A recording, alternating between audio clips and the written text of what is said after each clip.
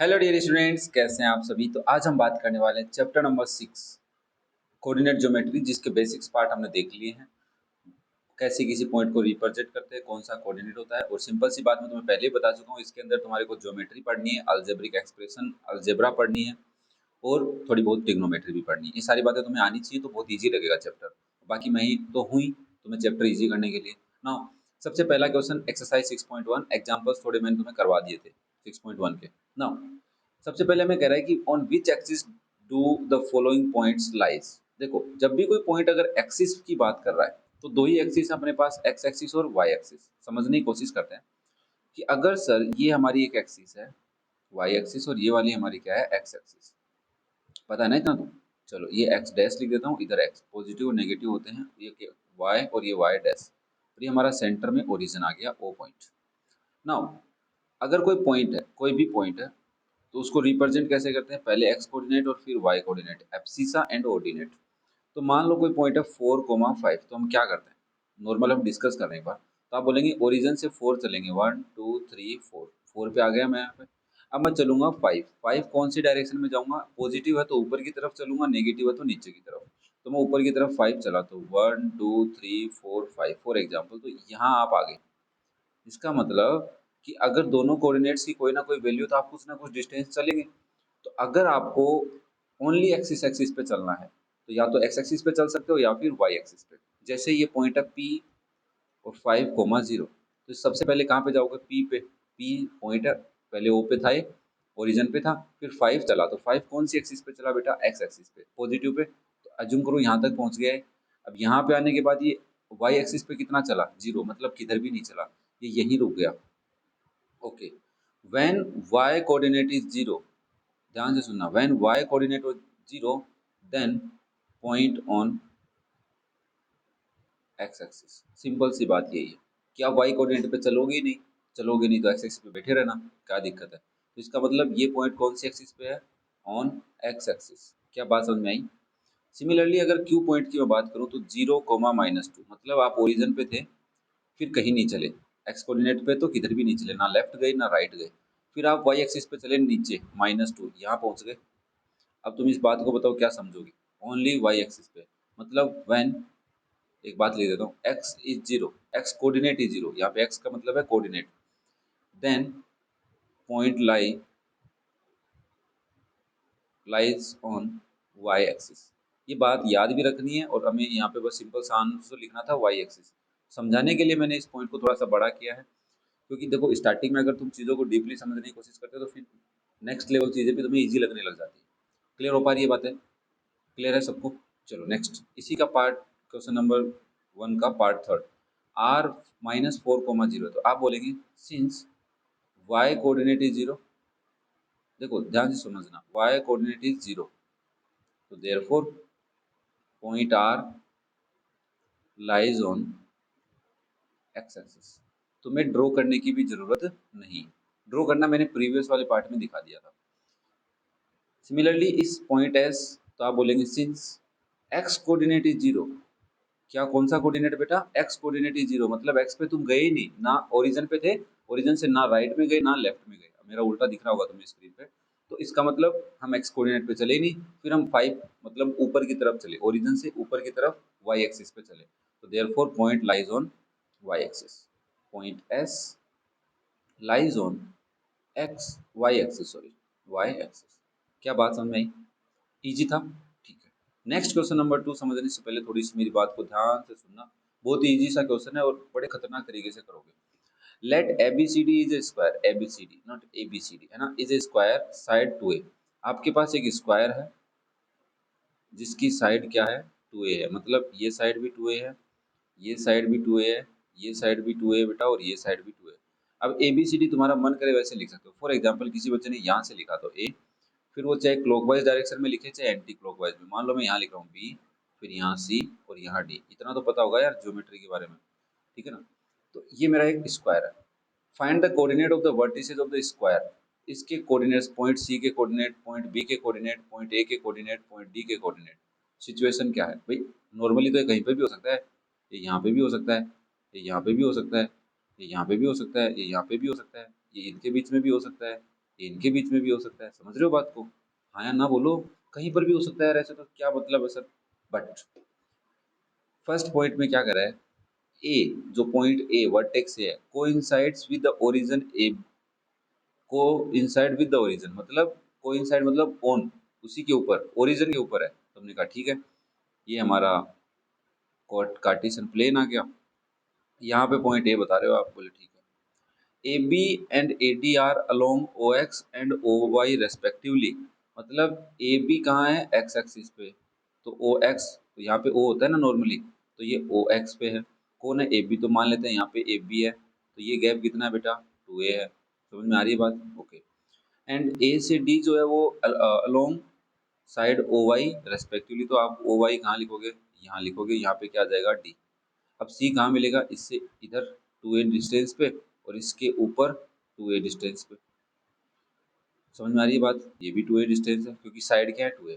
अब अगर मैं बी कोऑर्डिनेट को लिखूं तो बी के लिए मैं कहाँ से गया, ओ से बी की तरफ गया तो 2a गैप चला, फिर मैं वाई एक्सिस पे गया ही नहीं, तो वाई एक्सिस के कोऑर्डिनेट क्या हो गए, 0। बट सी पॉइंट के लिए पहले मैं ए से एक्स एक्सिस पे चला, कितना चला होगा, 2a चला मैं, फिर मैं ऊपर गया, ऊपर कितना गया मैं, वापस 2a। तो आप क्या बोलेंगे, 2a मेरा एक्स कोऑर्डिनेट है क्योंकि मैं एक्स एक्सिस पे इतना चल के आया था, फिर ऊपर मैं कितना चल के आया, 2a चल के आया। देखो ये जो लाइन है वो लाइन यहाँ होती है क्योंकि 90 डिग्री होते हैं सारे, ठीक है। फिर मैंने कहा पॉइंट डी की अगर मैं बात करूँ तो मैंने कहा देखो पॉइंट डी के लिए पहले मैं ओरिजिन से एक्स एक्सिस पे कितना चला हूँ, मैंने कहा एक्स एक्सिस पे तो मैं गया ही नहीं, मैं ओरिजिन पे ही रुका रहा, तो मतलब एक्स एक्सिस पे चला ही नहीं, तो 0। फिर आप वाई एक्सिस पे कितना आए ऊपर, आपने कहा 2a ऊपर निकल के आए हम, तो 2a, तो 0,2a आपके डी पॉइंट के वर्टेक्स हो गए, और ए पॉइंट के वर्टेक्स हमेशा ओरिजिन के कोऑर्डिनेट्स क्या होते हैं, 0 0। अब अगर मैं सी पॉइंट के कोऑर्डिनेट लिखने का एक नया तरीका बताऊं तो ये जो डिस्टेंस है, ये डिस्टेंस आपकी एक्स एक्सिस रिप्रेजेंट करती है, और ये जो डिस्टेंस है ये वाली, ये वाई एक्सिस को रिप्रेजेंट करती है। मतलब वाई एक्सिस के डिस्टेंस को तो कोऑर्डिनेट बोल सकते हो उसको, वाई एक्सिस का कोऑर्डिनेट, और ये वाला गैप किसको रिप्रेजेंट कर रहा है, एक्स कोऑर्डिनेट के गैप। क्या बात समझ में आई? इजी था, इतना भी डिफिकल्ट नहीं था। अगर तुम बातों को आराम से समझने की कोशिश कर रहे हो, 2 बार वीडियो देख लो, फिर भी कोई कमेंट आए, कमेंट, फिर भी कोई डाउट आए तो आप कमेंट कर सकते हैं, आपको खुली छूट है। नेक्स्ट, अब वही स्क्वायर है, the centre of the square. देखो सेंटर ऑफ स्क्वायर का मतलब क्या है, यहाँ पे ये आपका एक स्क्वायर है बेटा, इस स्क्वायर के सेंटर का मतलब है यहाँ पे आपने मिड पॉइंट से लाइन गई है, ये लाइन मिड पॉइंट से गई है, और ये वाली लाइन भी मिड पॉइंट से गई है 90 डिग्री पे, ठीक है। तो ये बाइसेक्टर ड्रॉ कर दिया आपने। अब ये जो बाइसेक्टर जिस पॉइंट पे कट हो रहे हैं ये है सेंटर, सेंटर। अब अगर टोटल साइड 2a होती है किसी भी स्क्वायर की, तो ये बचा हुआ लाइन ए ए बनेगी, ये भी 2a है तो ये ए ए बनेगी, ये भी ए ए बनेगी, और ये भी ए ए बनेगी। मतलब एक स्क्वायर के 4 इक्वल पार्ट्स बन गए, 4 स्क्वायर बना दिए छोटे छोटे तुम लोगों ने, ठीक है। The centre of the square at the origin and the coordinates axis are parallel to the side A B and A D respectively. समझते हैं इसका डायग्राम कैसे कैसे बन सकता है। हमें सबसे पहले कह रहा है कि ये आपका एक्सिस है, ठीक है, लाइन थोड़ी सीधी नहीं टेढ़ी है तो एडजस्ट कर लेना ना। मैंने कहा ये मेरा वाई एक्सिस है, वाई डैश नीचे, यहाँ पे एक्स डैश है, और यहाँ पे मेरा एक्स है। अब मेरे को स्क्वायर बनाना है तो मैं ऐसे बोल दूँ, यहाँ से इधर मैं कितना जाऊँगा, ए जाऊँगा, तो मान लेता हूँ यहाँ ए आया, तो यहाँ से भी मैं ए जाऊँगा, यहाँ से भी मैं ए जाऊँगा, और यहाँ से भी मैं ए जाऊँगा। समझ रहे हो, बीच वाली लाइन है, ये जो लाइन है ना, ये वाली लाइन, ये वाली ए की है सारी, स्क्वायर बन रहा है अंदर, ठीक है। फिर मैं यहाँ से इधर भी ए जाऊँगा और नीचे भी ए आऊँगा, तो ये गैप ए हो गया, और ये भी कितना हो गया, ए ए ए, ये भी ए और ए, ये गैप भी कितना हुआ, ए, ये भी कितना हुआ, ए। समझ रहे हो बात को, मजा आ रहा है, ठीक है। ये वाला ए ए, तो मतलब मेरा स्क्वायर बन रहा है, बन रहा है। अब मैं कोऑर्डिनेट्स कैसे लिख सकता हूँ, हम देखो भाई साहब, कैसे भी लिख सकते हो, यहाँ आप यहाँ से लिख सकते हो ए बी सी डी, कैसे भी लिख सकते हो, बट हम एक स्टैंडर्ड वे को रिप्रेजेंट कर लेते हैं, जैसे मैंने प्रीवियस वाले में किया वैसे ही कर लेता हूँ। क्वेश्चन के आंसर मैच नहीं हो वो अलग बात है, ए बी सी डी लिख दिया मैंने, ठीक है। अब मुझे इस ए कोऑर्डिनेट, इस ए वर्टेक्स के कोऑर्डिनेट चाहिए, तो मैं सबसे पहले इस कोऑर्डिनेट पे पहुंचने के लिए एक्स, ओरिजिन से एक्स एक्सिस पे कितना चला होगा, ए, तो माइनस ए हो गया क्योंकि लेफ्ट में आया। फिर मैं नीचे आया तो नीचे भी कितना आया, ए, तो ये वाई माइनस की होती है वाई एक्सिस, तो आप बोलेंगे माइनस ए। सिमिलरली अगर बी पॉइंट की मैं बात करूँ तो बी फोर्थ क्वाड्रेंट में आपको वैसे भी पता होगा, तो नाउ एक्स एक्सिस कितना चल के आया मैं एक्स एक्सिस पे, माइनस ए चल प्लस ए सॉरी प्लस ए, फिर मैं यहाँ से नीचे चल के आया, नीचे कितना चल के आया, माइनस में चल के आया माइनस ए। भाई ये बात तो हमें पता है ना कि क्वाड्रेंट होते हैं first, second, third and fourth, 4 quadrant होते हैं। फर्स्ट क्वाड्रेंट में जो कोऑर्डिनेट्स होते हैं वो प्लस प्लस के होते हैं, सेकंड क्वाड्रेंट में माइनस प्लस के होते हैं, और थर्ड क्वाड्रेंट में माइनस माइनस, और फोर्थ क्वाड्रेंट में प्लस माइनस। इतनी बात तो पता है, तो देख लो प्लस माइनस फॉलो कर रहा है, माइनस माइनस फॉलो कर रहा है। अभी सी पॉइंट के लिए आपने क्या किया होगा, पहले आप ओरिजिन ओ पॉइंट से एक्स एक्सिस पे चल के आए ए, फिर यहाँ से ऊपर चले ए, तो आप क्या बोलोगे ए कोमा ए प्लस के चल के आए। अगर डी पॉइंट की मैं बात करूँ तो पहले आप एक्स एक्सिस पे कितने चल के आए होंगे, माइनस ए, तो आप बोलेंगे माइनस ए कोमा, फिर ऊपर कितना गए होंगे, प्लस ए गए हैं, तो प्लस ए, समझ रहे हो, प्लस ए माइनस ए। तो these are your 4 coordinates. Book में ए कोऑर्डिनेट है ए मतलब उसने यहाँ से लिखा, ये यहाँ पे ए लिखा है, फिर बी कोऑर्डिनेट है माइनस ए तो यहाँ लिखा बी, फिर यहाँ लिखा है सी, माइनस ए और यहाँ पे लिखा है डी, ये बुक ने लिखा है। तो मैं इसको थोड़ा अलग कलर से रिप्रेजेंट करता हूँ, रेड से। ये मेरा बी ए सी डी, ये बुक के अकॉर्डिंग है, और बाकी सही तो अपने वाला भी है, गलत तो है नहीं। क्लियर हो रही है बात है। Last question number 3, same example जैसा एक एग्जाम्पल भी ऐसा है। The base PQ of the two triangles, equilateral triangle PQR and PQR dash, which side to A lies along y-axis? Okay, यहाँ तक बात पढ़ी है मैंने।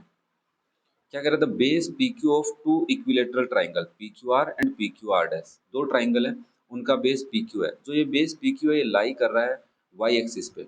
अब y एक्सिस पे लाई कैसे कर सकता है, मान लो ये हमारी y एक्सिस है और ये हमारी x एक्सिस है, तो भाई साहब PQ यहाँ से लेके यहाँ तक भी हो सकता है, ऊपर भी हो सकता है, मे भी आधा ऊपर हो आधा नीचे हो, ऐसे भी PQ हो सकता है, या फिर पूरा नीचे हो PQ। तीन बेसिक हम बोल सकते हैं कि तीन चीज़ें तो बेसिक हो सकती है। हाँ, ये वाला जो है इसमें सेंटर पॉइंट हो ये ज़रूरी नहीं है, थोड़ा ऊपर थोड़ा नीचे भी चलेगा। तो 3-4 पॉसिबिलिटीज़ हैं, बट उसने कहा सच दैट, इस तरीके से the mid point of PQ, जो बेस PQ है उसका मिड पॉइंट कहाँ है, ओरिजिन पे है। तो हम क्लियर हो गए एकदम से कि ये हमारी एक्स एक्सिस है, इधर ये एक्स डैश है, यहाँ पे आप बोलेंगे y, और यहाँ पे बोलेंगे y डैश नीचे की तरफ बोलेंगे। यहाँ पे PQ का मिड पॉइंट है, तो मैं ऐसे बोल दूँ P ऊपर है और Q नीचे है, तो ये जो जितना गैप है उतना ही गैप ऊपर नीचे है, मतलब ये साइड भी ए है और ये साइड भी ए है। क्यों बोला भाई मैंने ऐसा, क्योंकि टोटल साइड 2a है।